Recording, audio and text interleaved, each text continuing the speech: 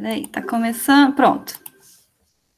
Então, aí na capa de abertura, ele mostra, então, essa parte uma rua, né? A gente vê que estava pavimentada, né? Asfaltada, tá? E tem ali uma pessoa, provavelmente da Guarda Civil, né? Resguardando aquele local para ninguém ir ali, né? E essa imagem aí, ó, ocorreu em Almirante Tamandaré, uma cidade do Paraná, tá? Aí depois ele pergunta lá embaixo, o que aconteceu com o solo? O que pode ter originado esse processo, né? E que impactos isso pode trazer para a vida dos moradores do local, tá? Aí ele fala ali embaixo, mais um pouquinho abaixo. Usamos água, tá? Nos alimentamos, consumimos energia elétrica, nos deslocamos e utilizamos diversos tipos de objetos. Porém, para tudo isso, é necessário dispor de inúmeros recursos naturais. Nesse capítulo, vamos analisar algum desses recursos e os problemas ambientais relacionados à sua exploração, tá? Então, virando aí, lá na página 38, ele fala ali, lembra que eu acabei de perguntar para vocês o que é litosfera, né? Que a gente já viu o que é isso. Então, ele fala assim, ó, a litosfera é onde transcorre toda a atividade humana. É sobre ela que erguemos edificações e é dela que extraímos recursos naturais, como a madeira, a água, alimentos, metais e todos os materiais de que dispomos no dia a dia, transformando-os em bens de consumo, ou seja, nos produtos que adquirimos em lojas e mercados, além de praticarmos diversas outras atividades, tá? Então, é na litosfera que acontece toda a nossa vida aqui na Terra, certo? E aí a gente precisa dela para a gente poder obter os recursos, né, naturais que a gente precisa. Entre eles, né, está a água, que é o bem mais precioso que a gente tem, porque se não tiver água, não vai ter vida, tá? Somos seres dependentes da natureza. E por mais que tenham sido criadas avançadas tecnologias, continuamos necessitando dos recursos naturais, que são elementos produzidos de forma natural, indispensáveis no processo de desenvolvimento humano. Tais recursos podem ser renováveis ou não renováveis, tá? Então, alguns deles, a própria natureza, ela faz essa renovação, mas alguns, embora seja um recurso natural, ele vai acabar, tá? Algum dia ele vai acabar. Eu posso falar para você um desses que é esgotável, né, que não vai se renovar mais, é o próprio petróleo, tá? Esse combustível fóssil que a gente usa muito, né, hoje aí como gerador de energia, tá? Então, esse daí é um dos que vai acabar, né? Segundo os cientistas, já está aprovado, né, que a hora que acabar essas reservas de petróleo, não vai ter mais, tá? Por quê? Porque são elementos que se decompõem, né, por milhares de anos, né, gente?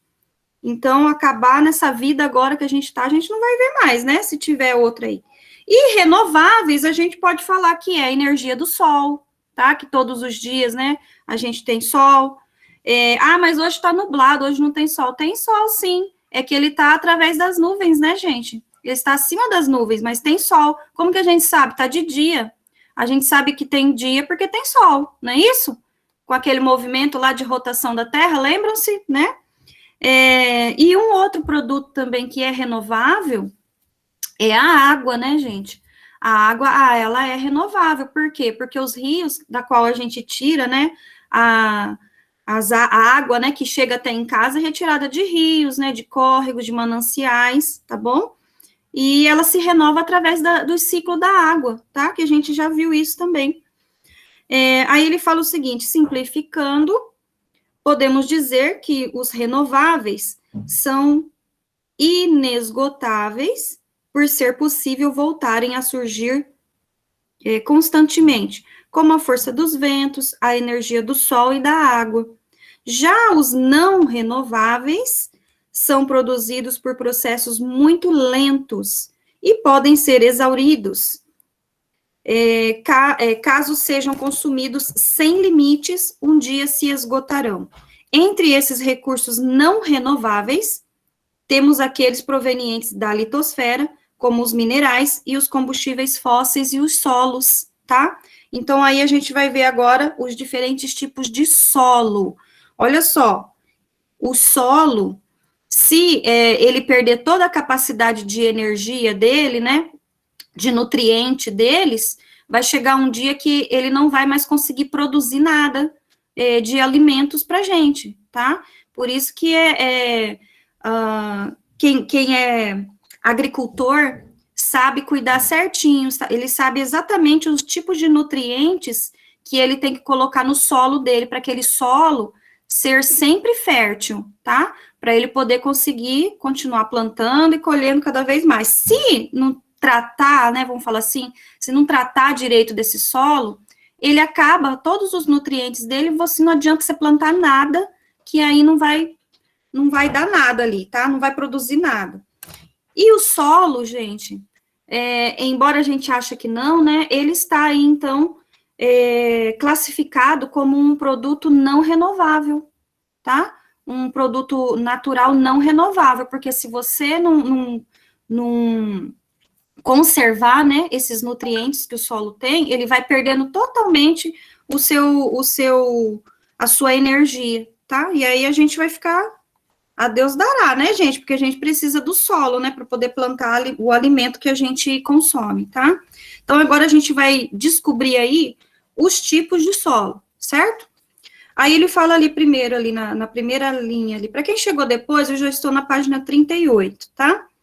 O solo é um importante recurso natural. Trata-se de um material composto de partículas ou grãos minerais originários da decomposição de rocha e materiais orgânicos. Vocês já se recordam que eu já falei para vocês, né? Que a terra que a gente conhece hoje, a areia da praia, né? Ela foi se decomposta. Tudo era rocha, tá? Tudo rocha, e com o passar de milhões de anos, elas foram se decompondo, tá?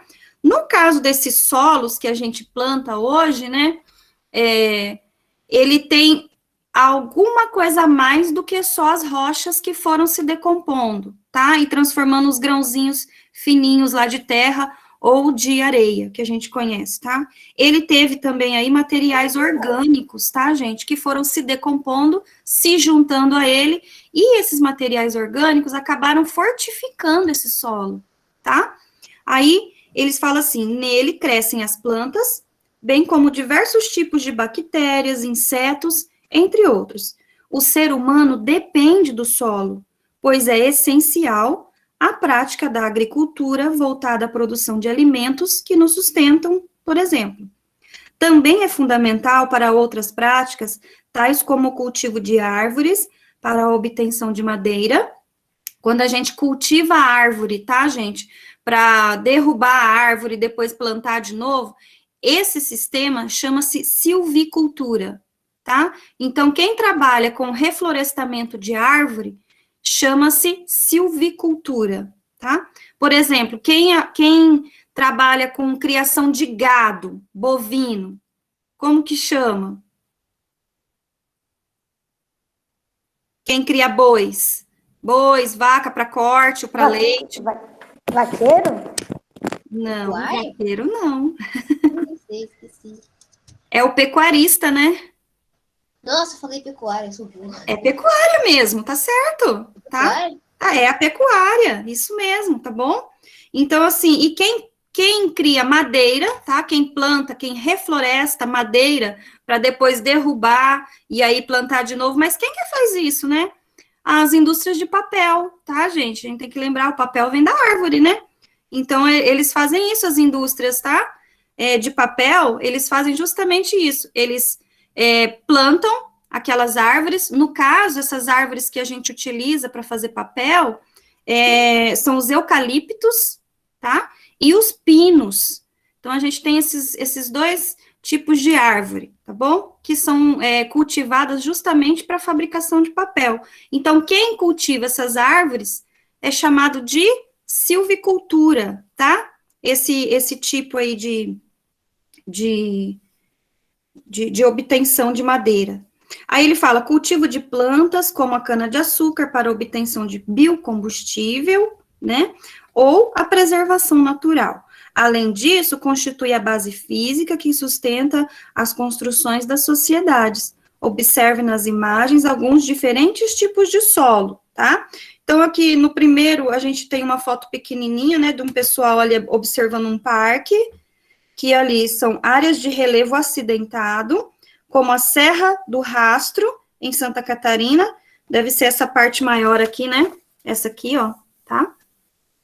Essa aqui é uma serra, e depois, que são utilizadas para construções de infraestrutura de transporte.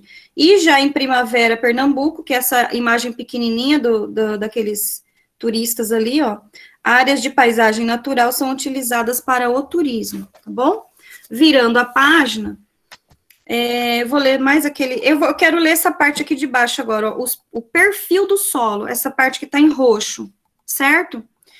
Gente, essa aqui é muito importante a gente saber reconhecer, tá? Olha só, essa ilustração aqui, vocês estão percebendo que ela tem várias cores diferentes? Ó, são Sim. camadas diferentes. E cada camada dessa, além da cor, né, ser diferenciada, ela tem os seus minerais diferenciados. Aqui a gente consegue perceber o quê? Aonde tem a vegetação, né? Onde a vegetação está plantada, justamente onde a gente vive, tá?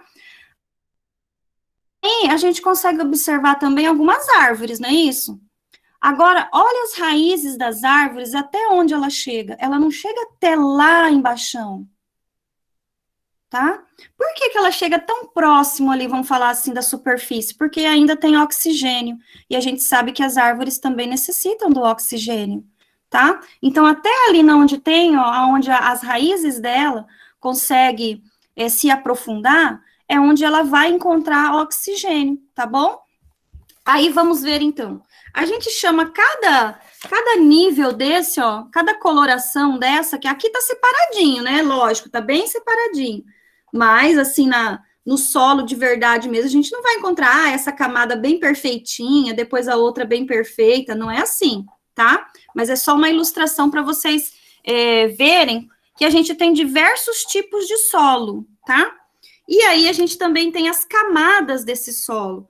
E essas camadas a gente conhece como horizonte horizonte zero, tá? Horizonte zero, que é essa parte onde tem o verde, onde a gente planta, onde a gente vive, tá? Essa partezinha. Então, ela tem uma camada muito rica em matéria orgânica. Por quê? Porque ela se deposita ali em cima, tá? Então, essa camada onde a gente vive, ela é muito rica em matéria orgânica, por isso que é tão fácil para a gente plantar, tá bom? Depois, abaixo dela, ela tem a camada do horizonte A. Esse horizonte A, ele fala assim, ó, camada mais superficial, rica em matéria orgânica, proveniente das plantas que vivem e morrem na superfície. Vocês conseguem perceber que as raízes das árvores, ela consegue chegar até o horizonte A, tá? Lá no horizonte B, ela não consegue chegar mais, porque é muito profundo e tem pouco oxigênio e não tem muita matéria orgânica também, tá? Aí ele fala no horizonte B, camada rica em sais minerais, os quais se acumulam ali após serem levados à camada A pelas chuvas. Contém pouca matéria orgânica. E depois a gente tem o mais profundo, tá? O horizonte C, composto principalmente de fragmento da rocha matriz e material impermeabilizado. O que é isso, impermeabilizado? E impermeável, gente, é aquele que a água não consegue passar nele, tá? É um produto impermeável, ok? Aí ele fala assim, praticamente não contém matéria orgânica. Raízes de árvores dificilmente atingem esse horizonte. Por quê? Primeiro, lá muito no fundo, não vai ter matéria orgânica, e a gente sabe que as plantas necessitam, tá? É como se fosse o alimento delas, tá bom? E também não vai ter água. A água quase não chega até lá, é muito profundo, tá? É que aqui ele colocou num pedaço pequenininho só para a gente ver, mas a profundidade dessa mesma é intensa. E a última camada do solo é a rocha matriz, que é lá embaixo, ó, tá? É a rocha matriz onde tudo se originou. Vamos virar aí, gente. Lá na página 40.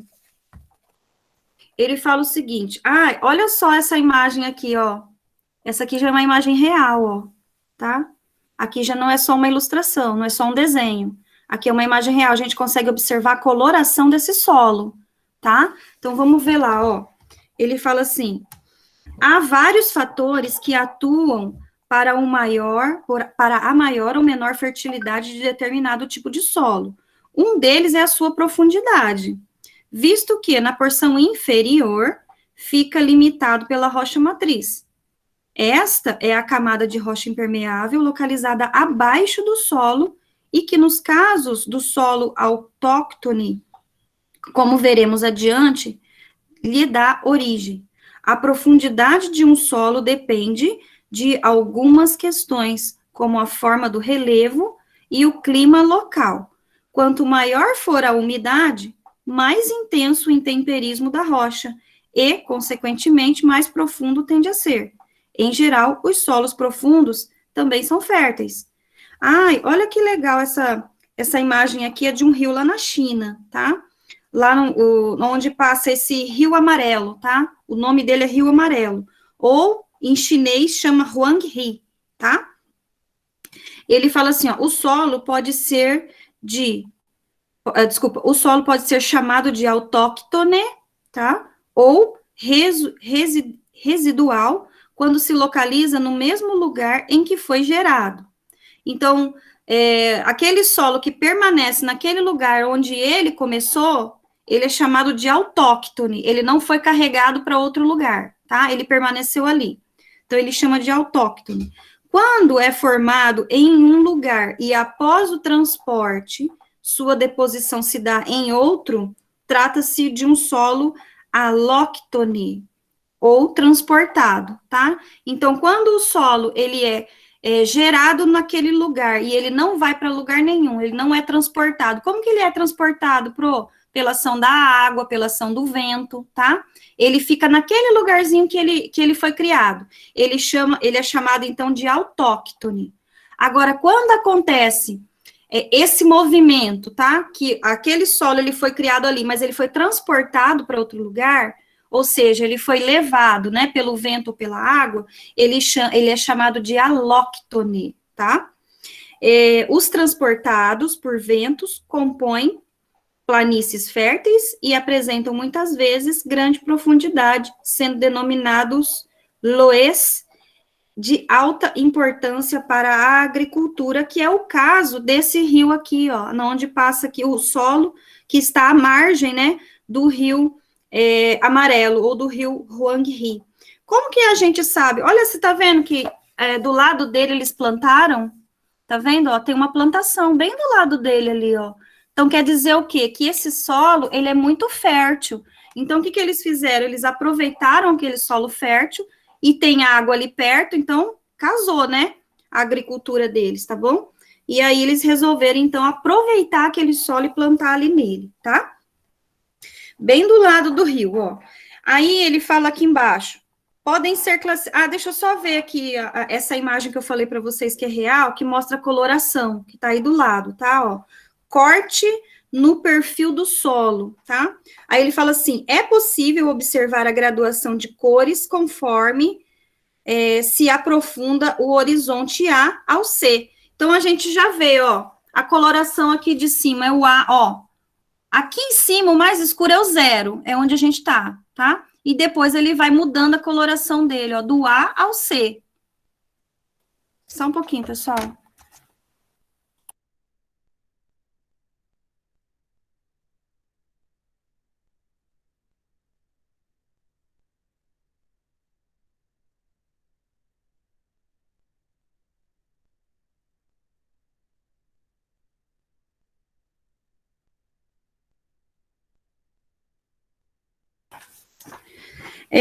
Aí, depois, ali embaixo, ainda na página 40, ele fala o seguinte, podem ser classificados ainda segundo a sua textura, ó, textura mesmo, como você pega ele.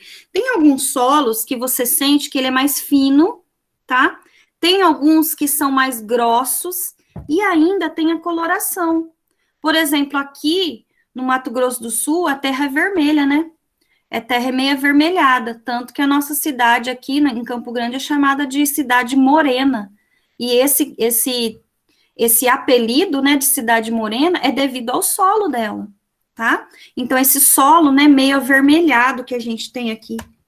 Ele fala assim, ó, podem ser classificados ainda segundo a sua textura, ou seja, o tamanho das partículas minerais que os compõem.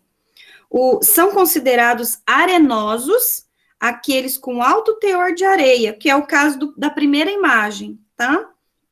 Como se denominam as partículas de maior diâmetro em sua constituição. Os que apresentam alta concentração de argila, partículas de menores diâmetros, são consideradas solos argilosos. Nenhum dos dois tipos é considerado ideal para o desenvolvimento de vegetações densas e cultivos agrícolas, sendo os níveis de fertilidade melhores em classes intermediárias para outras combinações de textura. Então, aqui a gente vê os dois, tá?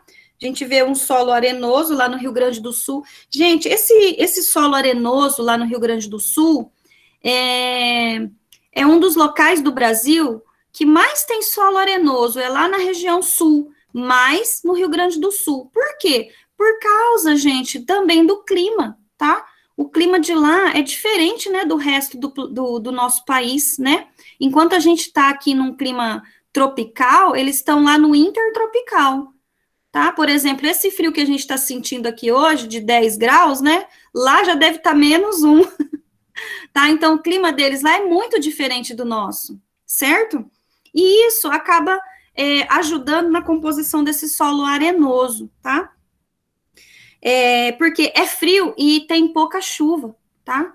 E aí, depois aqui do lado, a gente vê o solo de coloração avermelhada, tá? Em outra região do Rio Grande do Sul, lá também. Virando a página aí, ó, ele fala assim, um tipo especialmente importante de solo argiloso e autóctone. Qual que é mesmo o autóctone? É aquele solo que ele é criado naquele lugar e que ele não é transportado, não é isso? Isso, tá? Ele não sai daquele lugar que ele foi criado, tá? No Brasil é chamado, gente, de terra roxa. Lembram-se que a gente já falou sobre esse termo na sala de aula? Terra roxa, tá? A qual tem uma coloração avermelhada e pode ser encontrada nas regiões sul e sudeste. Gente, esse solo chamado terra roxa, não é que ele é roxo, tá? A coloração dele é um pouco avermelhada, tá bom? E é um solo, gente, super fértil, tá? Pode falar, quem que levantou, Guilherme? Prof, ele levantou. Fala, meu querido. Ô, a terra roxa não é o solo que fica perto dos vulcões? Não, aqui no Brasil a gente não tem, né? A gente não tem vulcões. Tá? Mas a gente vai falar sobre esse daqui agora, tá? Da região sul.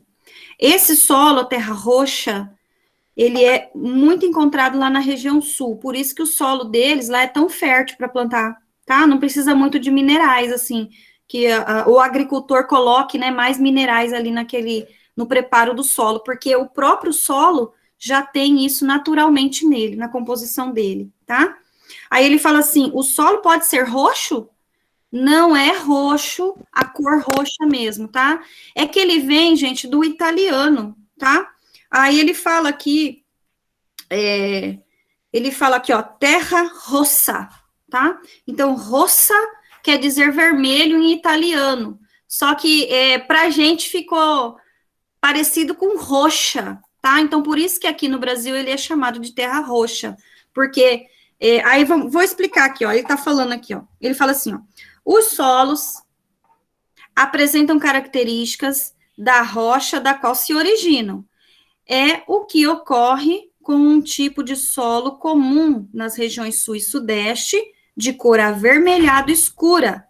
Tal coloração advém da presença de minério de ferro no basalto, rocha originária desse solo. No início do século XIX, imigrantes italianos vieram para trabalhar na produção de café nos estados de São Paulo e do Rio de Janeiro. Mais tarde, a cultura se espalhou para as áreas cobertas pelo solo vermelho, tanto em São Paulo como no Paraná. Como os imigrantes chamavam, olha aí, como os imigrantes chamavam o solo de terra rossa, tá? Que em italiano significa terra vermelha, o tipo de solo ficou conhecido no Brasil como terra roxa, em razão da pronúncia italiana, mesmo apresentando coloração mais avermelhada, tá? Então, tem a ver aí com o tipo que os imigrantes, né, italianos, lá no século XIX, colocaram, como o vermelho, né, a cor vermelha para eles chama-se rossa, tá? Para a gente ficou parecido com roxa, tá? Então, aqui no Brasil, a gente conhece esse tipo de solo super avermelhado, né? Conhecido como terra roxa, mas aí a gente já sabe que a terra realmente não é roxa e sim avermelhada. O senso comum costuma afirmar que a terra roxa é um dos solos mais produtíveis do mundo. Porém, isso não está exatamente correto, pois sua fertilidade varia muito dependendo da região onde está localizado. Por exemplo, se tivesse terra roxa, nessa terra aqui, esse solo roxo, no Nordeste brasileiro, né? Vamos falar lá no sertão nordestino, ia adiantar? Mesmo ele sendo super produtivo, não ia adiantar, né? Por quê? Porque as condições climáticas lá são totalmente diferentes, tá? Lembrando que tem um paredão rochoso, né, chamado de Planalto da Borborema, que acaba impedindo, né, gente, a umidade de entrar dentro do sertão nordestino, tá? Por causa da sua altura, né? Então, só passa o vento seco, o vento úmido fica antes aí desse paredão rochoso. Então, não ia adiantar muito, né, ter essa terra roxa lá no sertão, tá? Aí ele fala aqui, ó, em alguns casos, a terra roxa está bastante esgotada em virtude do plantio intensivo, sendo necessário o emprego de adubação para se conseguir uma produtividade desejável. Além do café, as áreas cobertas por ela são utilizadas na cultura da soja, milho, trigo e cana-de-açúcar, os quais estão entre os principais produtos agrícolas brasileiros, tá? Então, aí embaixo a gente vê essa imensa área, né, gente, de plantação de cana-de-açúcar, lá no município de Guaíra, em São Paulo. E ali em cima a gente vê a plantação de soja em Londrina, tá? Ambos aí explorando, então, a terra roxa. Aí, virando, lembram-se que eu já mostrei isso aqui para vocês? Já mostrei essa imagem, né, para vocês, tá? Que a gente fala assim, parece uma escadinha, lembram-se? Gente, essa agricultura é chamada de plantation, tá? Plantation. É qual o quê? O próprio agricultor, ele vai adequar o solo para ele poder plantar. Por exemplo, se ele não tivesse feito essas escadinhas, né, vamos falar assim, ele ia conseguir plantar ali? Ele até poderia conseguir plantar. Só que daí, quando viesse a chuva, ia causar o quê? Erosão do solo. Lembram-se que a gente já viu isso, tá?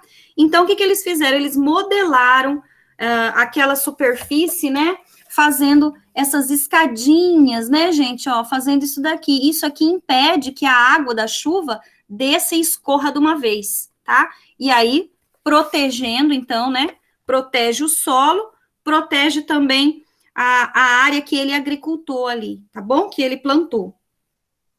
Aí, ele fala assim, ó, o relevo é uma região também, o relevo de uma região também é um fator que interfere no uso do solo.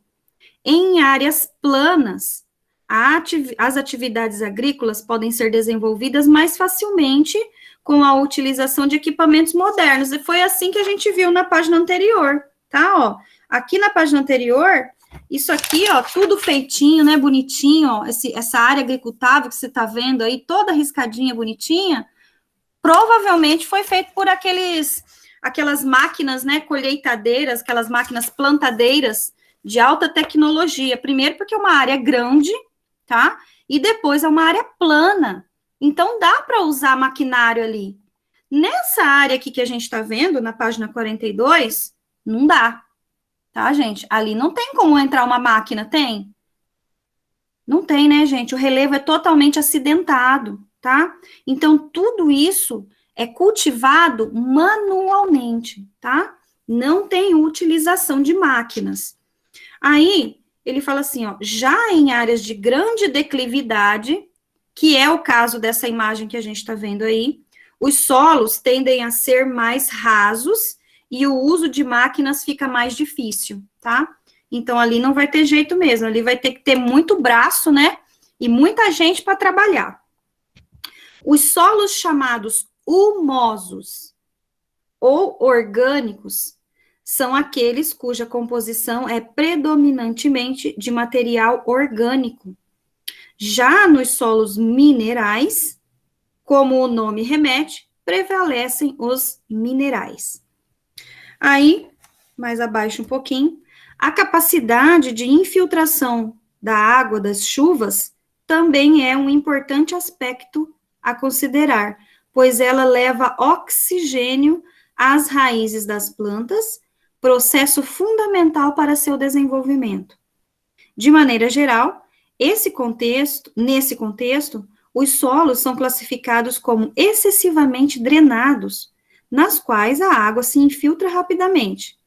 Bem drenados, aqueles que a água se infiltra com facilidade, porém fica retida em pequenos poros existentes na estrutura, e em mal drenados, aqueles nos quais a água se acumula, como em áreas baixas e inundáveis, à beira dos rios, as várzeas. Então, a gente tem 3 ali, ó, tá? 3.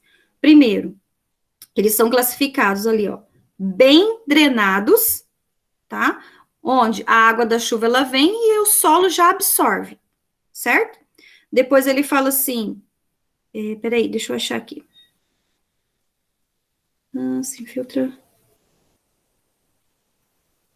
Ai, gente, peraí, que só um pouquinho, que eu me perdi. Os solos excessivamente drenados, caiu a chuva, o solo já suga, tá? Depois a gente tem o bem drenados e depois o mal drenados.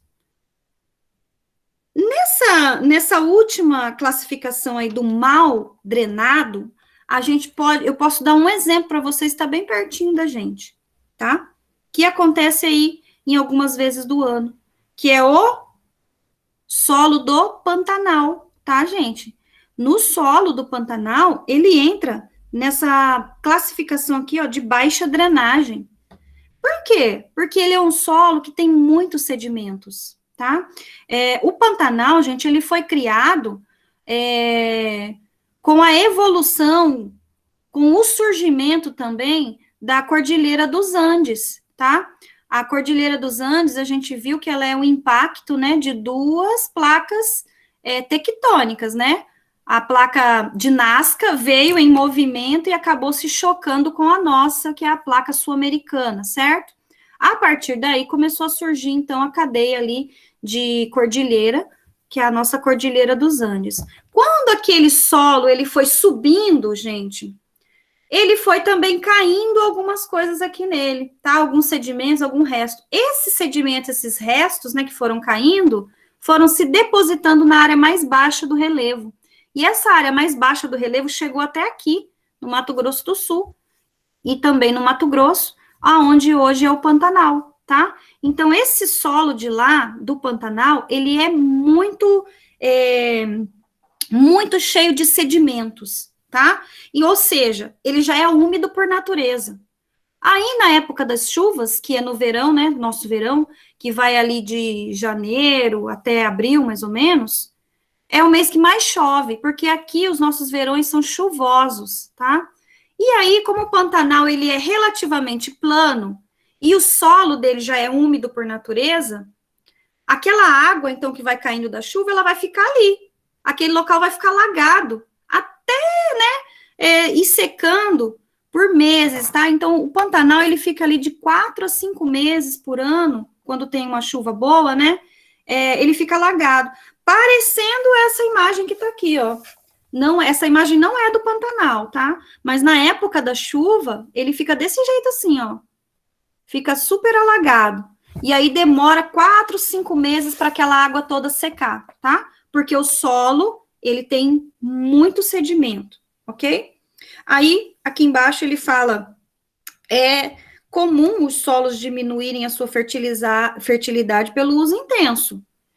É aquele negócio, quando você usa muito alguma coisa, aquela coisa vai acabando, né? É a mesma coisa com o solo, tá? Se você não for repondo os seus minerais, o que ele precisa, vai chegar um momento que aquele solo vai ser tão...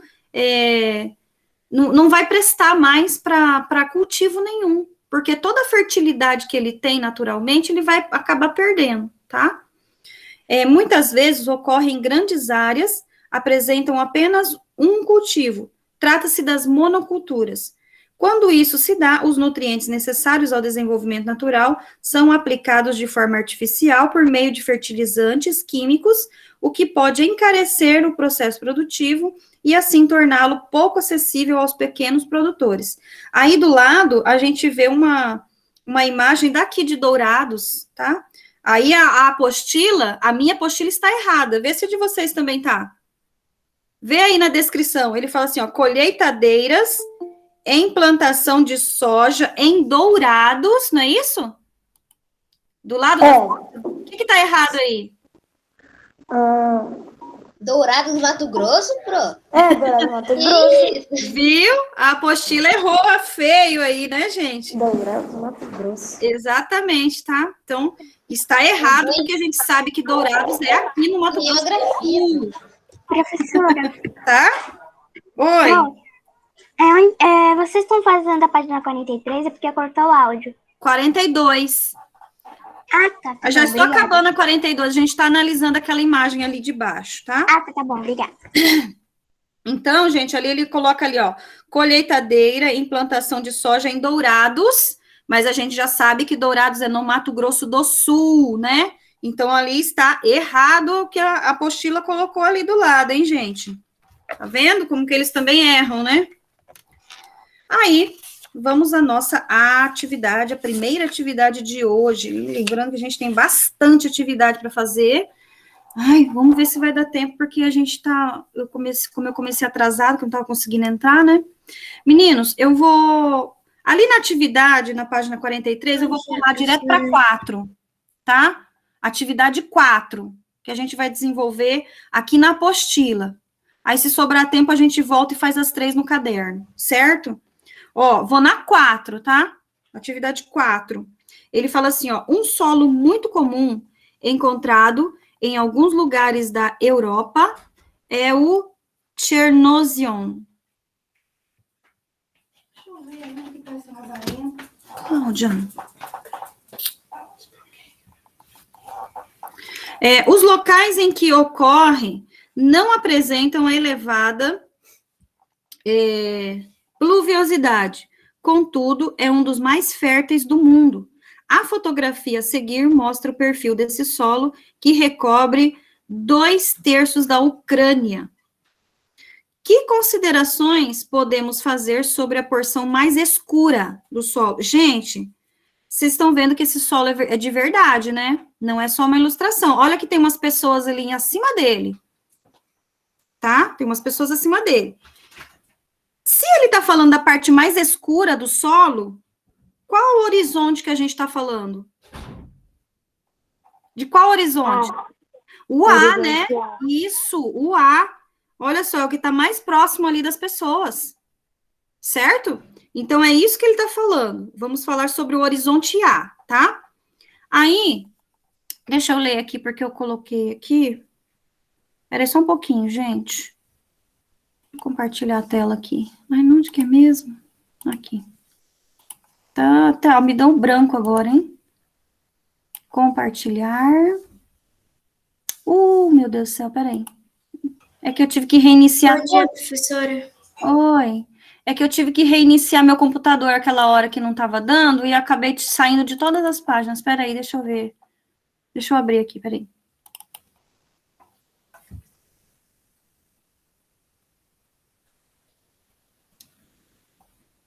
Achei. Deixa eu voltar lá. Compartilhar. Aqui a pauta. Aqui, ó. Essa aqui é a número.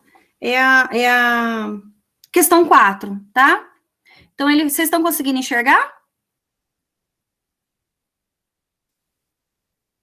Sim. Não. Sim. Aí, ó, tá? Aí eu até aumentei mais um pouquinho aí. Aí ele fala o seguinte, ó, que considerações podemos fazer sobre a porção mais escura desse solo, tá? Então, a porção mais escura é o horizonte A, né? Ele fala assim, ó, a porção mais escura corresponde ao horizonte A, camada superficial do solo rica em matéria orgânica e fértil, na qual as plantas encontram sais minerais e água para crescer, tá? Então, essa aí é a resposta dessa primeira aí que a gente está fazendo, que é a questão 4. Quem chegou agora, eu vou deixar um pouquinho a questão 1, 2 e 3, que era para a gente desenvolver no caderno, porque eu comecei a aula atrasada por problema de conexão aqui, tá? E aí, sobrar tempinho, eu volto e a gente já faz. Vou dar um tempinho para vocês copiarem.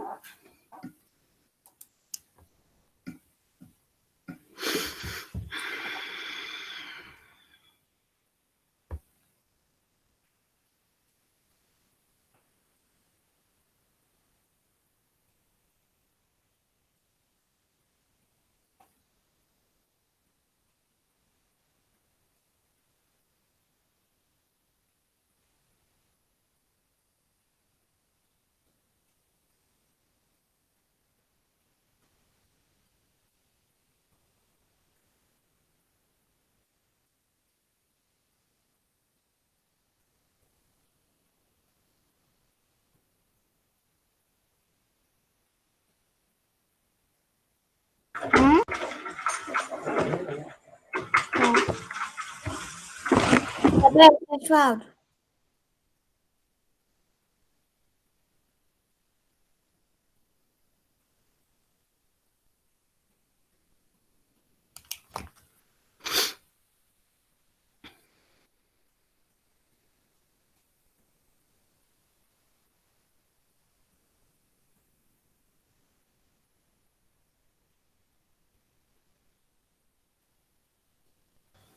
Professora, eu terminei. Tá bom, eu já vou mudar aí, tá? Vamos dar mais um tempinho para quem tá fazendo.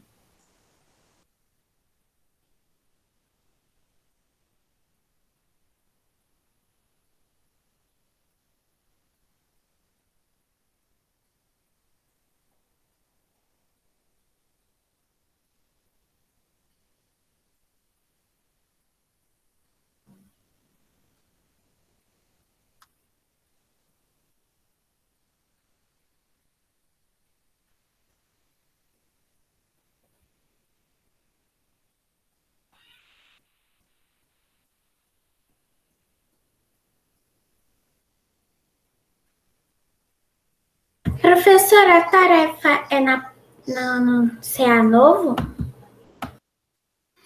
Já é matéria desse que a gente está falando agora.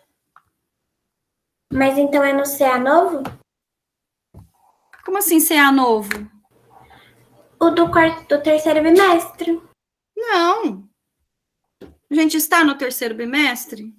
Não. Não, então ainda não é hora de utilizar.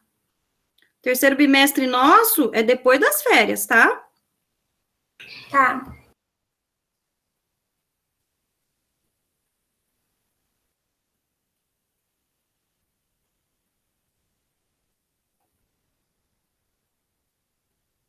Pronto, terminei. Ok. Todos terminaram? Sim. Sim. Tem alguém copiando ainda? Gente, Não sei, prof. bom, se ninguém... a Beatriz. Ah, então... Mais um minutinho só, hein? Tem que copiar rápido.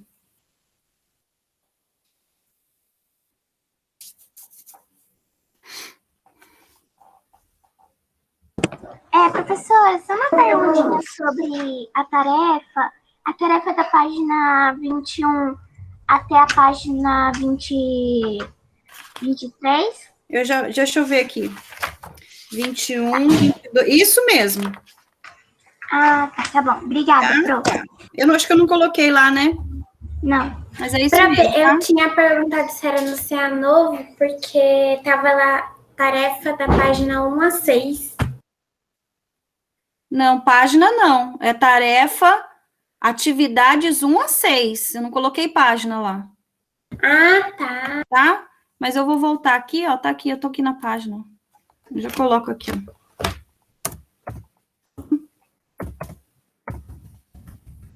Página 21 a 23.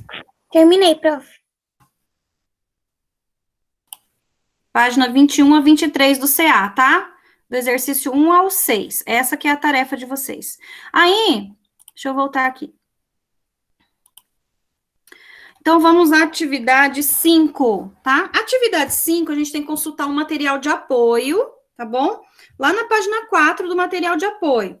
Ele fala assim, ó, o mapa de potencialidade agrícola dos solos brasileiros e encontre a localização aproximada do município que você mora. Em seguida, responda às questões propostas. Gente, é facinho de encontrar Campo Grande, que é o município que a gente vive, né? Por quê? Porque Campo Grande é a capital, né, gente? E ali ele tem todas as capitais, tá? Observando aqui, então, ó, a imagem, tá vendo? Já conseguiram achar Campo Grande ali? Tá? Aqui, bem no cantinho, ó. Tem uma bolinha ali, ó. Qual o tipo de solo que é? Vamos pela cor primeiro, né? É uma cor meio avermelhada que tá ali, né? Aqui embaixo, vocês conseguiram achar na tabela, pela cor, qual que é a nossa? Qual que é o Sim. nosso solo? Baixa. Baixa. Pode beber água, tá? Então, ó, fertilidade ele tem baixa, não é isso? Depois ele fala, características físicas são boas, o relevo é plano e suave ondulado, e as principais limitações, que é de baixa disponibilidade de nutrientes e excesso de alumínio, tá? Então, tudo isso a gente conseguiu ver aqui, ó. A gente viu a coloração, que é esse tonzinho meio avermelhadinho, né? Vem aqui embaixo na legenda, olha aqui do lado e segue aqui, ó, tá? Todas elas. Então, aí, para responder a questão da letra A. Peraí. Ops. Aqui.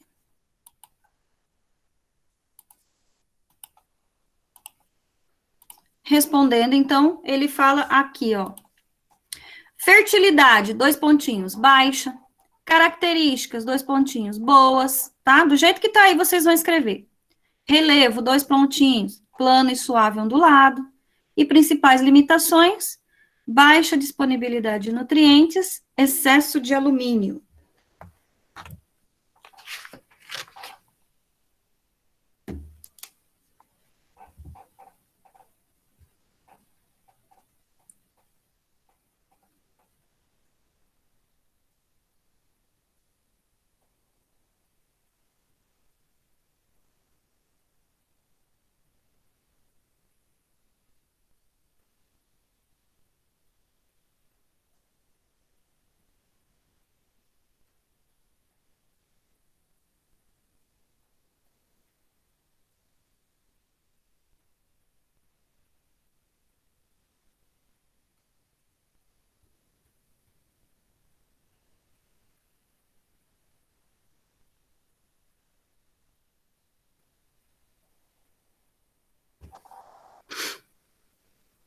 Terminando, já me avisa, tá?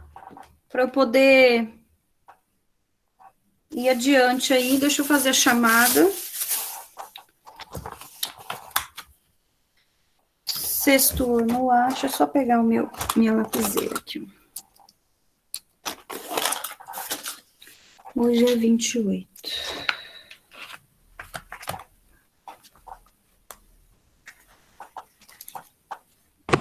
Terminei, professora. Tá. Deixa eu só fazer a chamada rapidinho, peraí. Tá, prof. Alcides está aí, né? Que eu já vi ele. Ana Carolina. Presente, prof. Ana Júlia. Terminei, prof. Ana Júlia está presente?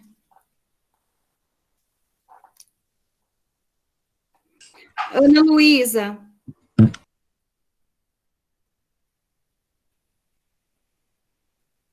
Ana Luísa. Gente, não respondeu, eu estou colocando falta, tá? Eloá. Respondeu no chat, a Eloá. Ah, obrigada. Fala para mim quem tá no chat, porque eu não tô vendo, tá? Por Tá bom, favor. prof. Emily. Heloísa.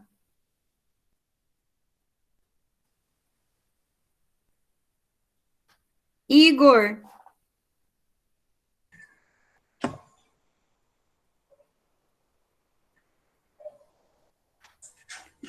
Isabelle.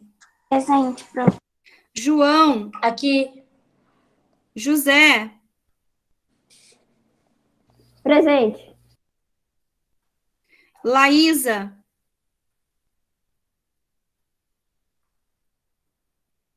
Larissa.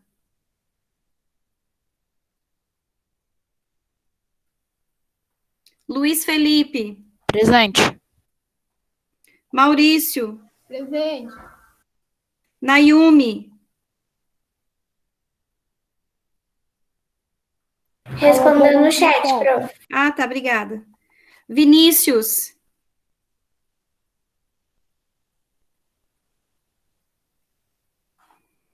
Maria Fernanda.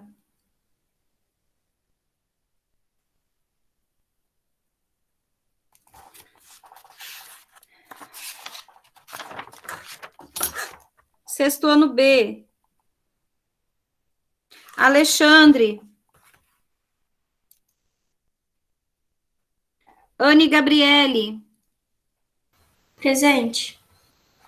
Beatriz. Presente. Daniel. Presente. Eduardo. Gabriele. Guilherme. Presente. Letícia.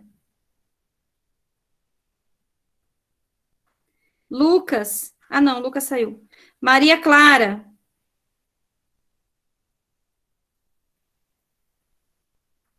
Noemi. Presente. Rafael.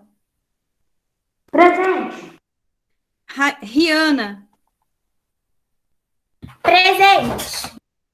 A Sara saiu também. Nossa, faltou bastante gente hoje. Bom, vamos à letra B, tá? A letra B, ele fala assim, ó, há outras áreas no país nas quais ocorre o mesmo tipo de solo que o presente na área onde você mora? Sim, tá, gente? Existe. Eu vou colocar aqui que eu não coloquei, peraí. Deixa eu só copiar aqui, peraí.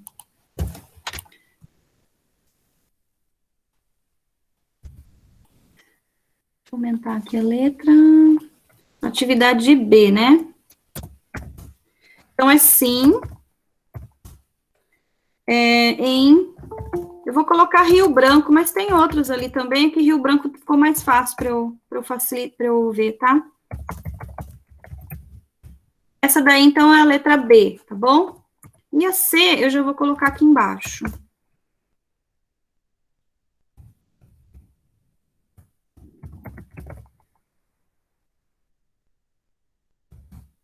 Eu vou colocar as siglas, tá? Dos estados ali, ó.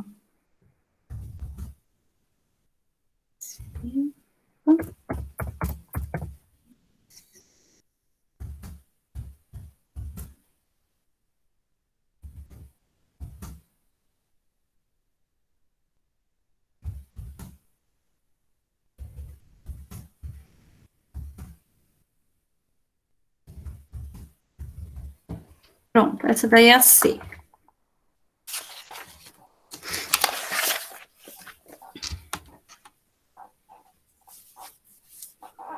Enquanto vocês copiam, eu vou colocando as faltas lá.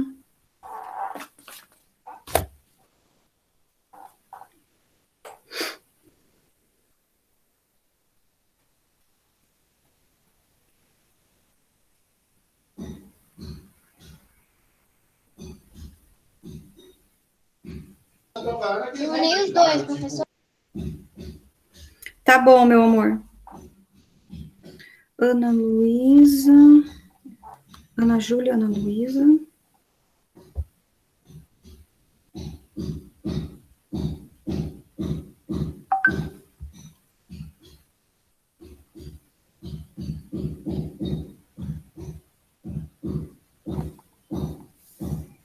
Emily.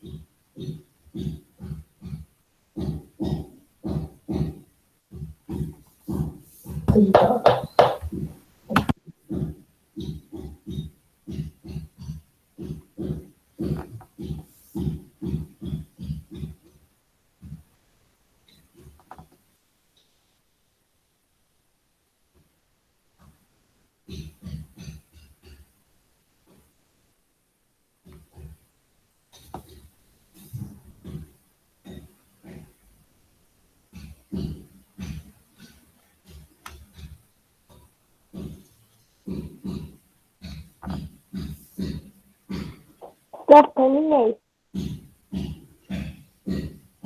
Tá, só um pouquinho, por favor. Só tô colocando aqui os alunos que faltaram, tá? Só um minutinho.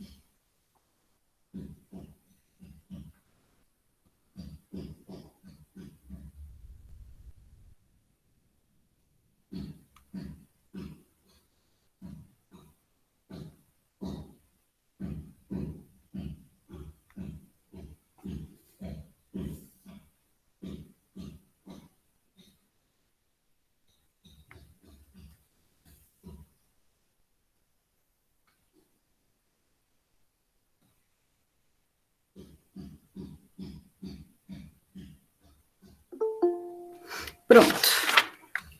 Vamos lá, então, agora a gente vai voltar para a apostila, certo? Aí ele fala assim, ó, o uso, agora na página seguinte, 44, o uso dos solos e os deslizamentos, tá, gente, de terra. Vamos olhar aí algumas coisinhas que acabaram acontecendo por mau uso do solo, né?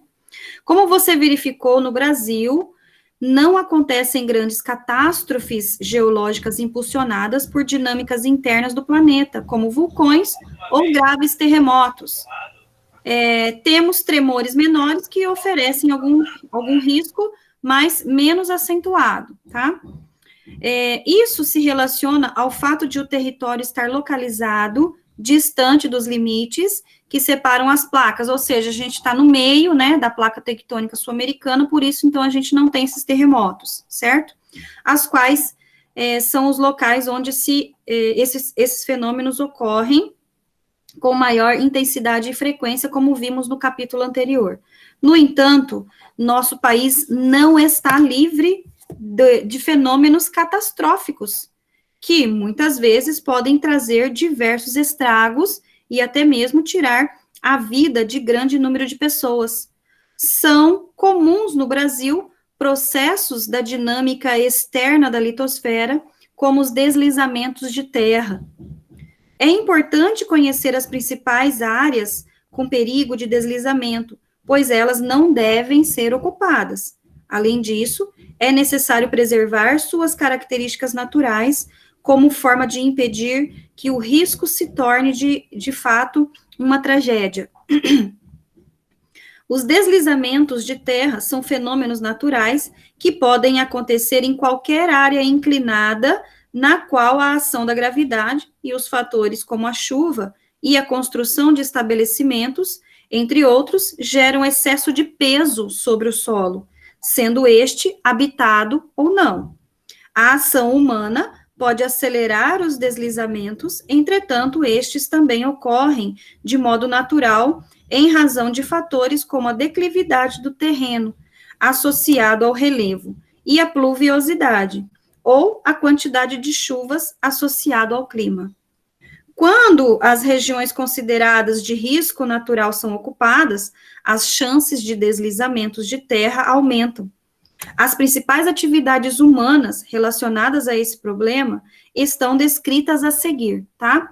Então, o que o ser humano acaba causando, né, na litosfera e, consequentemente, se volta contra o próprio ser humano, né? Um deles é o desmatamento. Gente, nessas áreas de encosta que a gente vê, onde as pessoas, aqui a gente não tem, né, no Mato Grosso do Sul, porque a gente não tem áreas de planalto, né, mas é muito comum a gente ver isso na televisão ou nos livros, né, aquelas áreas do Rio de Janeiro, né, Rio de Janeiro ou de São Paulo, tá? O relevo de lá é tipo planalto, ou seja, então é muito acidentado, né, tem grandes desníveis, tá? Cadeias ali de serras, e aí o que acontece? As pessoas, por não terem, né, onde ir morar, o que eles fazem? Eles acabam invadindo, né, esses locais que não são apropriados para construir casas, tá? E aí eles fazem o quê? Eles retiram a vegetação daquele local e depois constroem suas casas. A gente conhece esses locais como favelas, né? A gente conhece eles como favelas ou também chamadas de comunidades, né? Então, a gente conhece esses locais aí. O que eles fazem, gente? Primeiro, eles retiram daquela área de encosta, né? Uma área, assim, igual essa daqui, ó. Vamos falar assim, ó. Aqui tem uma imagem, tá vendo? Essa área aqui, que hoje está toda construída, ela não era assim, ela era coberta por vegetação, tá? Toda tomada de vegetação. Aí, o que aconteceu? O ser humano, ele foi invadindo, então, esses locais, retirando aquela vegetação e construindo sua casa. A vegetação, gente, ela que segura ela que segura o solo naquele terreno com declive. Como que a vegetação segura? A vegetação, gente, ela tem as raízes, não tem? As raízes que vão entrando dentro do solo e acabam segurando aquele solo. Quando você tira a vegetação que está em cima, a raiz morre, tá? E aí aquele solo, ele fica totalmente desprotegido, porque aquela vegetação que vai acabar protegendo aquele solo. Pode chover até que aí aquele solo não vai cair. Mas, se ele tirar aquela vegetação, o solo vai ficar exposto. Quando vir a chuva, aquela água da chuva vai penetrar, né? Vai infiltrar naquele solo. E aí vai causar o quê? O desmoronamento, porque aquela terra vai ficando muito pesada. E como não tem mais as raízes, né, das árvores ali, ou da vegetação, para poder segurar aquele solo, né, então ela vai água abaixo, tá? E isso a gente vê muito, né? A gente chama de desmoronamento, né? Então, ó, o primeiro dele é o desmatamento. Se você desmatar, vai desproteger o solo, né? Aí ele fala assim, ó, como a vegetação funciona como uma espécie de barreira que impede que a água da chuva impacte diretamente sobre o solo, sua retirada o expõe e o deixa suscetível a deslizamentos. Além disso, as raízes dos vegetais dão maior estabilidade ao solo, tá? Então, quando você retira aquela vegetação, o solo, consequentemente, vai ficar exposto e, dependendo, né, da quantidade de chuva que cair ali, da força da chuva, vai carregar para baixo aquele solo, tá? Depois ele coloca ali no outro tópico, construções e ocupação irregular. Construções em áreas onde a declividade é elevada dependem de lei municipal, pois, para realizá-la, é necessária a retirada da mata, o que torna o terreno menos estável. Apesar do rigor da lei, várias cidades apresentam casas e edifícios em terrenos irregulares em razão da declividade acentuada. Aqui ele mostra ali uma das favelas lá no Rio de Janeiro. E aí ele fala aqui, ó, atualmente instituições públicas brasileiras mapeiam áreas de risco de deslizamentos existentes em nosso país. O mapeamento ajuda a planejar ações para minimizar as consequências ocasionadas por esse tipo de problema, tá? Então, a gente tem ali, ó, observe o mapa, que a gente vai ver algumas áreas que tá mais escura ali, ó, que apresenta, então, esses riscos de deslizamento. Olha lá, gente, a gente acha que aqui não tem, né, ó, dá uma olhada. Olha aqui, ó, Mato Grosso, a fronteira com Mato Grosso do Sul, tá? Essas áreas aí, ó. E a gente tem outras, né, ó. Aqui lá na região sudeste tem bastante, que é aquela área que a gente viu ali algumas fotos, né? Uma de São Paulo e outra do Rio de Janeiro, tá? Vem aqui. Então vamos lá, ó. Ele fala assim: onde se concentram as maiores ocorrências de deslizamento no Brasil? Na região sudeste? Não só lá, né? A gente tem bastante lá em cima também, mas vamos lá. Eu vou colocar aqui para vocês, tá? Só um pouquinho. Deixa eu criar aqui uma nova. Atividade.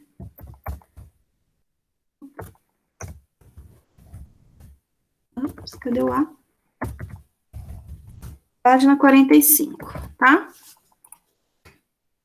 Vou aumentar a letra. Opa, ficou muito grande. 32. Número 1, vou colocar ali.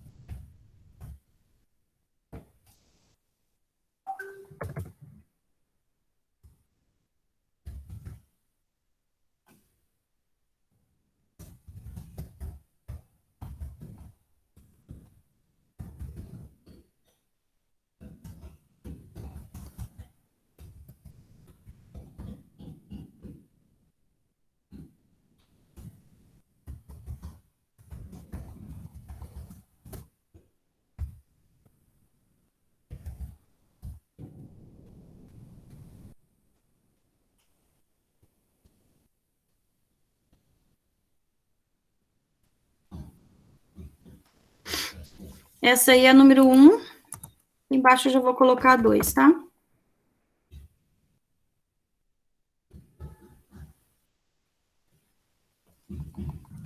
Não tá aparecendo pra mim a tela compartilhada.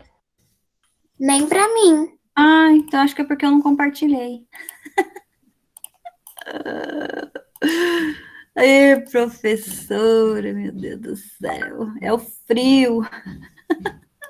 Ó, vê aí. Ô, professora, quando a senhora tinha colocado a falta para Ana Luísa, ela tinha chegado. Com 1 hora de atraso, né?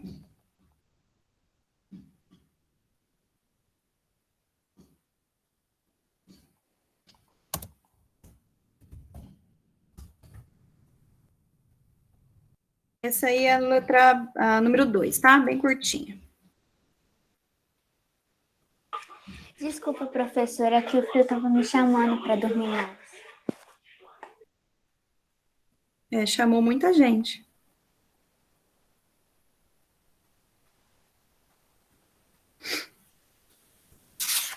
Prof, acho que quem faltou, eles pensaram que só porque ela é até 9 horas não ia ter aula. Quem que chegou agora? Ana? Luísa? Professora, só que já faz alguns minutos que eu cheguei.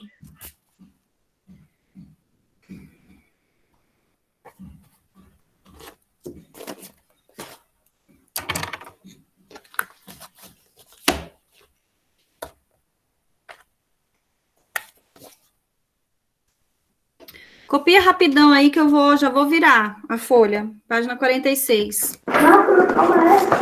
É rápido, gente. Olha só que curtinha que ficou a resposta. Bem rápida.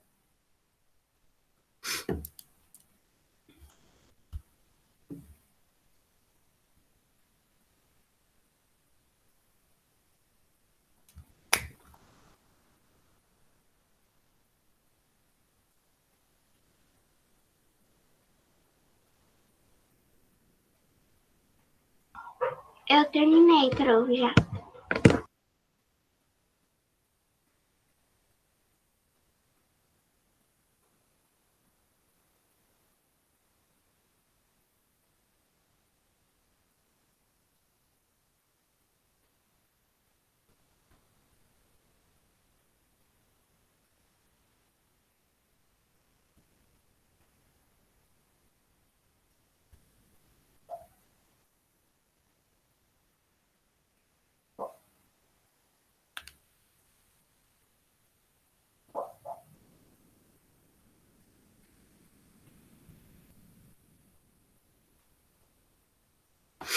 Bom, posso já, gente?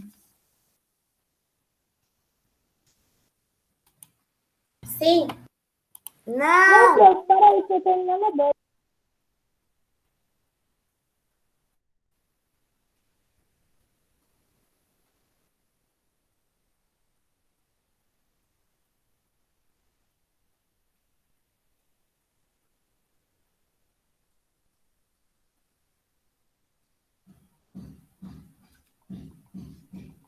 Pronto, terminei. Quem mais estava copiando? Eu ouvi outra pessoa. Alcides. Eu terminei também. Alcides, tá escrevendo?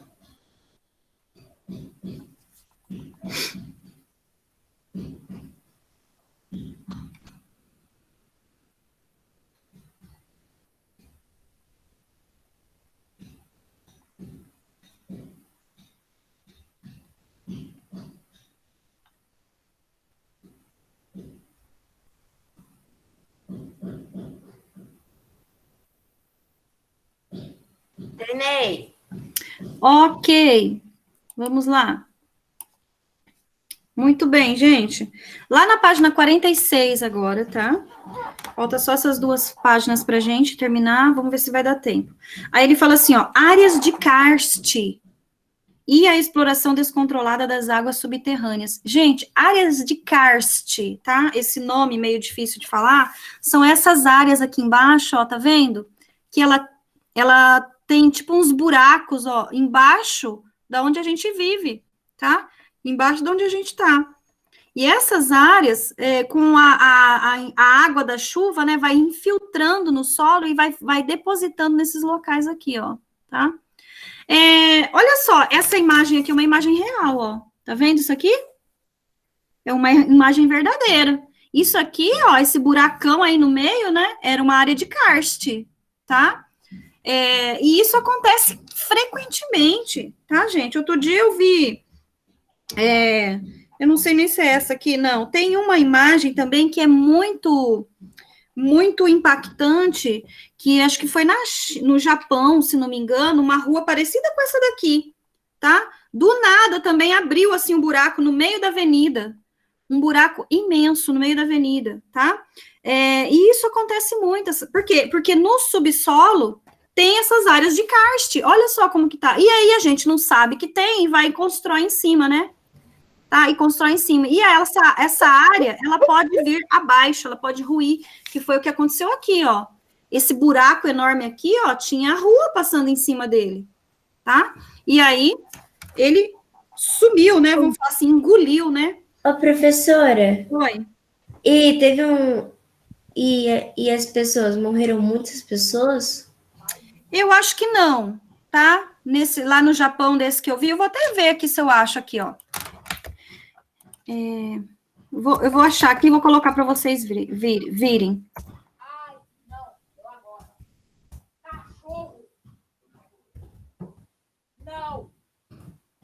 Deixa eu ver se eu acho ela aqui.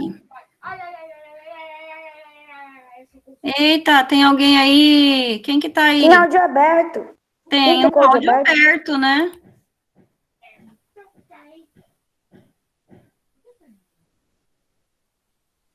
Queria ver a imagem. Deixa eu voltar aqui.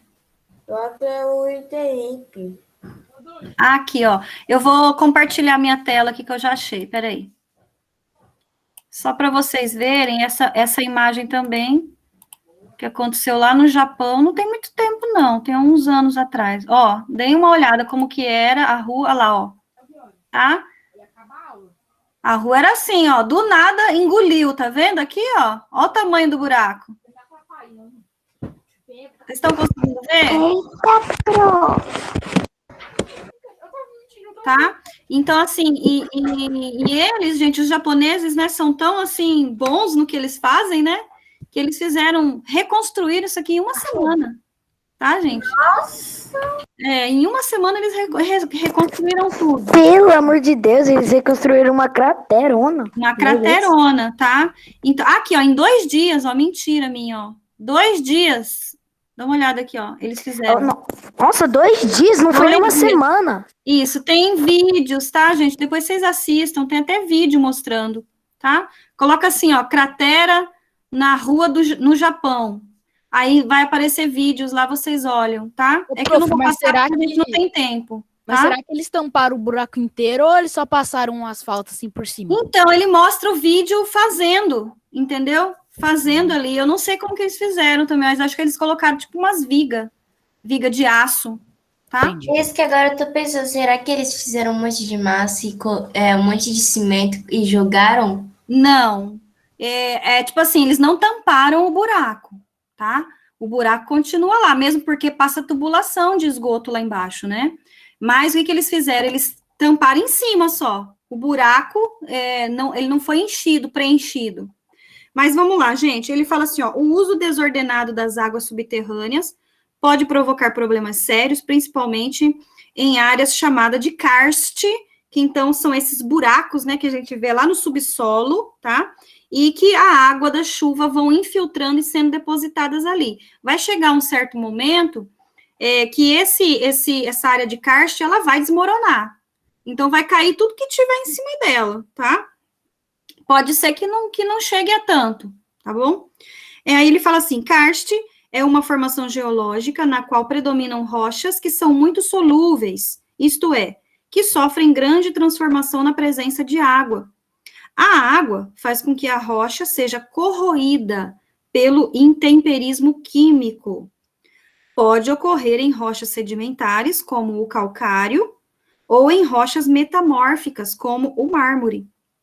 Em áreas de topografia kárstica, é comum a formação de cavernas e rios subterrâneos, em razão de a água construir caminhos no subsolo kárstico. Ela também pode se acumular em reservas subterrâneas, que são exploradas pelas populações locais. Com a retirada da água, criam-se espaços vazios no interior do subsolo, o que pode ocasionar colapsos, que são os desabamentos, tá? E trazer consequências indesejáveis para as pessoas que vivem em regiões como essas, condições geológicas. Problemas decorrentes disso, como rachaduras e até o desabamento de construções e prédios, podem inclusive levar à perda de vidas. Por isso, as regiões kársticas devem receber atenção especial e o uso das águas subterrâneas precisa ser feito de forma planejada e racional. Aí vamos à nossa última página, tá, de hoje. Vamos fazer essas atividades. A gente só tem 15 minutos, eu tenho que fazer todas elas, tá? Então, eu vou compartilhar a tela e vou colocar lá para vocês, tá? Eu vou fazer junto com vocês, tá, gente? Que eu não fiz aqui também, vou fazer junto. Peraí. Deixa eu criar outra página aqui. Outro slide. Vamos lá. Página 47, que é a última, né? Ops, deixa eu aumentar aqui, que vai ficar melhor se eu aumentar a letrinha, né?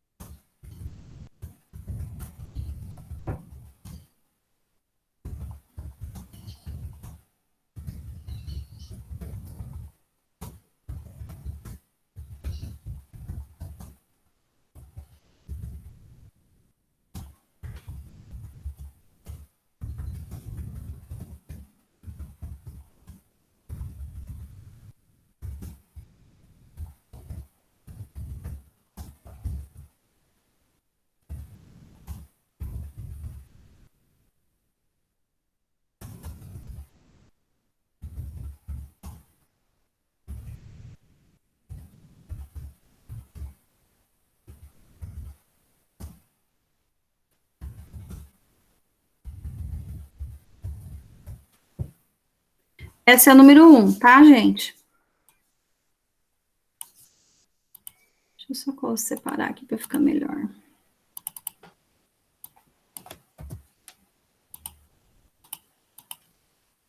Aí.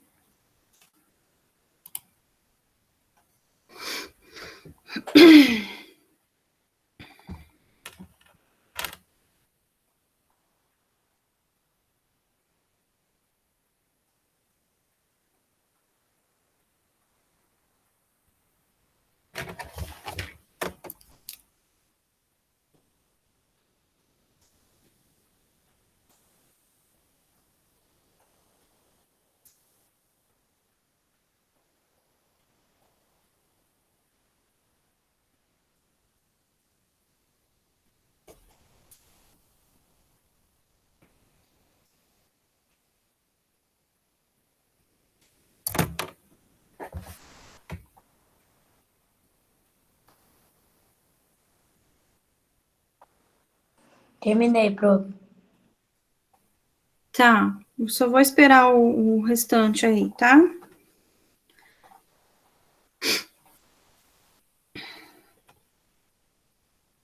Também terminei.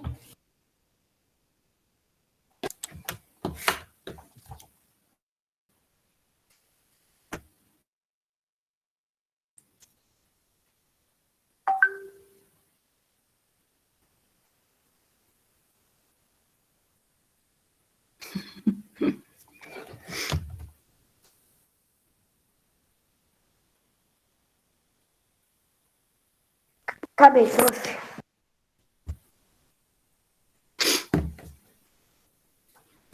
Alcides, já terminou ou Alcides está copiando? Tô em muita P2. Tá bom, meu amor, pode terminar, tá? Eu espero você.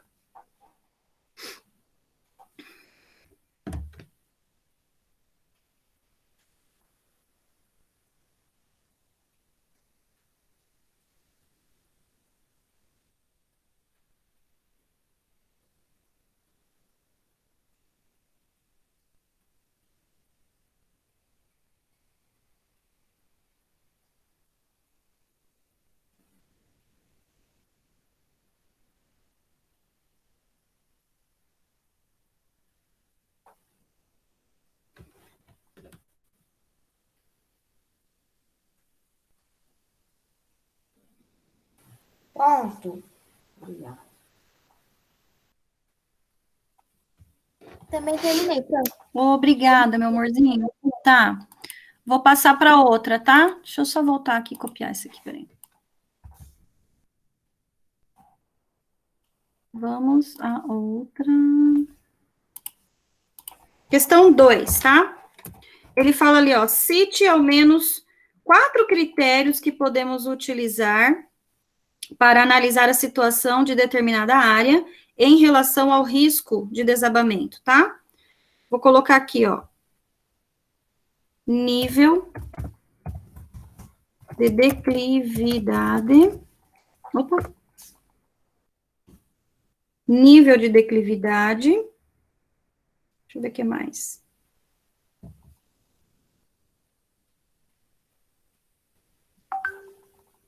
Desmatamento.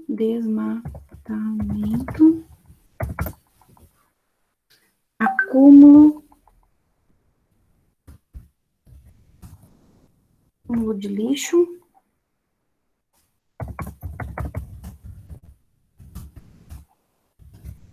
Clima mais ou menos chuvoso. Aí, ele pediu 4, tá? A gente colocou aí nível de declividade, desmatamento, acúmulo de lixo e clima mais ou menos chuvoso, tá? Terminei. Oh, muito Também. bem. Rapidão, hein? Quando você foi falando, eu fui copiando. Eu também. Vou aumentar aqui, peraí.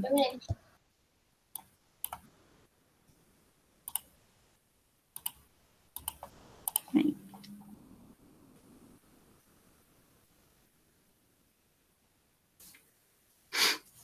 Posso passar já? Pode. Não, prof. Não.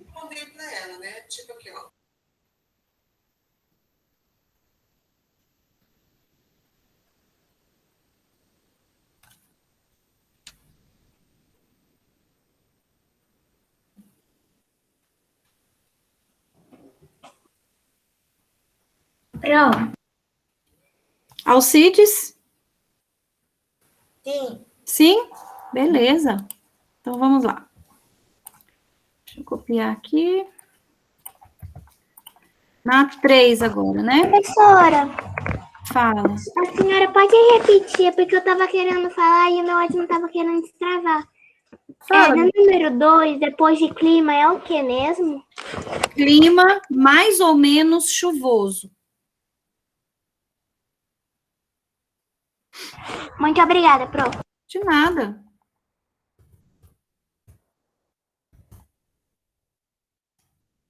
Aí na 3 ele fala, as construções irregulares estão diretamente associadas aos deslizamentos? Aí ele fala assim, como é a questão legal relativa ao estabelecimento de construções em encostas? A gente já sabe, né? Vamos lá. Vamos colocar assim, a declive...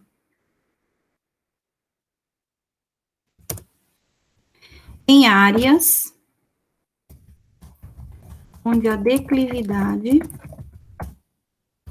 é elevada,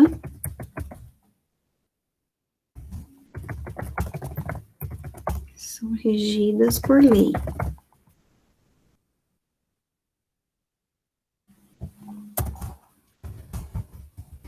Necessária a retirada das matas. Opa!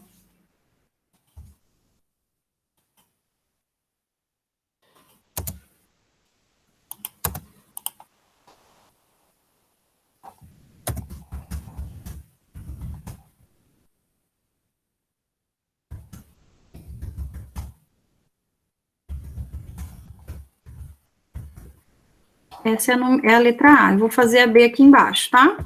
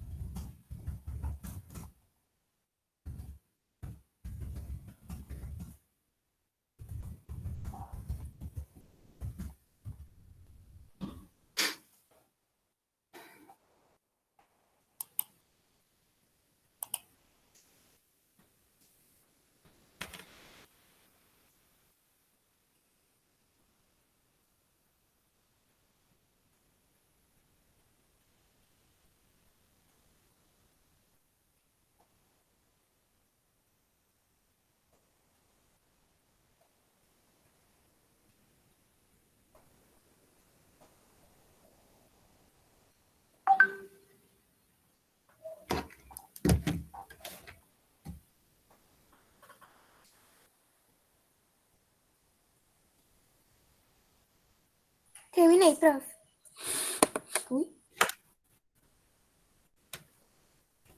Deixa eu esperar só mais um pouquinho, aí a gente já faz a última, tá?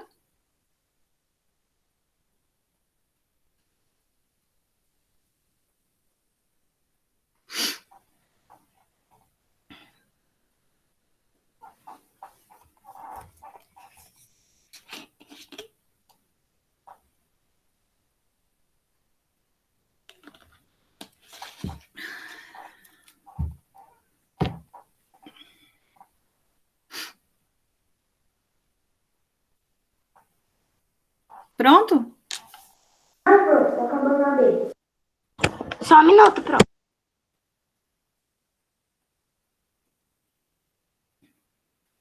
Professora, eu terminei. Tá. Deixa eu só esperar, que eu acho que eu tô vendo o Alcides está copiando ainda. Prof, terminei. Alcides também, Alcides? Já acabei. Ó, garoto, viu? Que bonitinho. E vamos, então, à última, tá? Questão 4, né? Lá na questão 4, ele fala assim, o que são áreas de karst e por que elas merecem atenção por parte dos planejadores de políticas públicas, tá? Então, o que são áreas de karst? São áreas onde predominam rochas solúveis solúveis pela ação da água. Opa. Da água. Aí ele fala ali, né? Merecem atenção, pois formam cavernas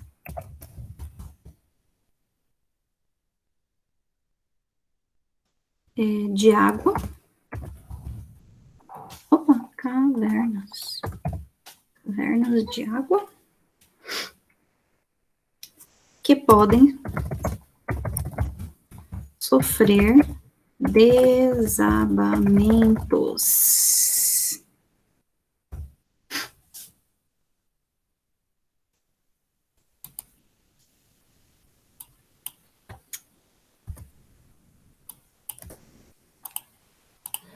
Ops. Aí.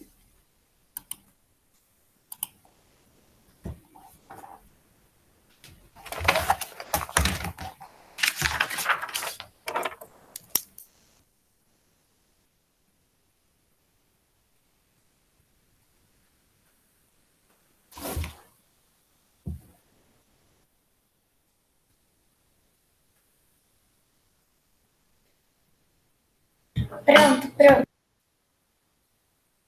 Bom, pessoal, então é isso, tá? Nossa aula vai até aí. Não se esqueçam, por favor, de fazer a tarefa, tira a foto e me envia, tá, gente? Não se esqueçam, ok? Todos já conseguiram? Todos já conseguiram? Para mandar foto da página 47? Não, 47 foi o que a gente fez agora. Eu sei. Isso daí eu vou corrigir quando eu pegar a apostila de vocês, tá? O que vocês vão fazer? Vocês vão fazer a tarefinha, certo? E aí vão tirar foto e me enviar. Essa sim que você tem que tirar foto e me enviar. Essa que a gente fez hoje, não. Por quê? Porque quando eu for pegar a apostila de vocês para corrigir e dar nota, aí eu vou ver se vocês fizeram ou não, certo? Tchau, Pro. Bom, gente, então é isso, tá? Um beijo. Amanhã as aulas voltam ao normal lá na escola, tá? Tchau, Pro. Tchau, gente. Tchau. Prof, Curta o frio. prof, Oi. você pode voltar lá na B da 3? Que eu não consegui terminar. Volto. Obrigado. É? Volto sim, na B da 3? Isso. Tá. A B da 3 ele pergunta se aqui em Campo Grande tem, né? Espera aí que eu vou compartilhar a tela com vocês. Com você. Aí, tá?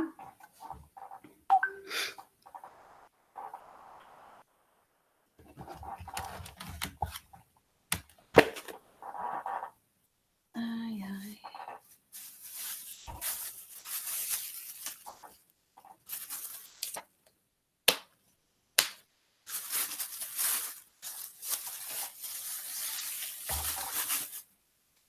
Pronto, prof. Pronto? Tchau. Tchau. Até semana que vem.